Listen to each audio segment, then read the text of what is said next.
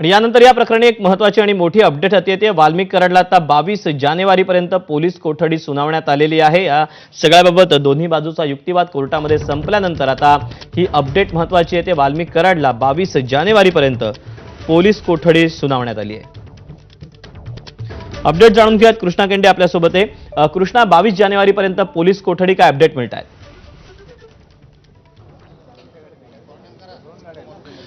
7 दिवसाची SIT कोठडी या ठिकाणी वाल्मिक कराडला सुनावण्यात आलेली आहे। 10 दिवसाची कोठडी या ठिकाणी SITच्या वतीनं मागण्यात आलेली होती, मात्र दोन्ही बाजूचा युक्तिवाद संपल्यानंतर कोर्टाने आता निर्णय दिलेला आहे आणि आता आपण पाहतो की काही वेळातच या ठिकाणी आरोपीला बाहेर देखील आणलं जाईल। मात्र यातला महत्त्वाचा भाग जो आहे तो 22 तारखेपर्यंत म्हणजे 7 दिवसाची SIT कोठडी या ठिकाणी वाल्मिक कराड याला सुनावण्यात आलेली आहे।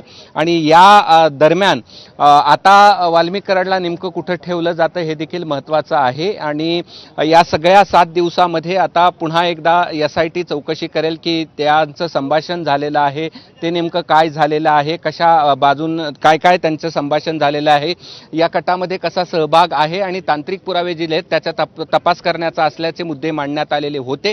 मात्र या सगळ्या दोन्ही बाजूच्या युक्तिवादानंतर या ठिकाणी वाल्मिक कराडला 7 दिवसाची SIT कोठडी या ठिकाणी मिळालेली आहे आणि 22 तारखेपर्यंत ही SIT कोठडी असेल। दीपक, नक्कीच कृष्णा, म्हणजे जे काही सगळे पुरावे आहेत ते बाहेर काढण्यासाठी आता 7 दिवस हे अत्यंत महत्त्वाचे असणार आहेत।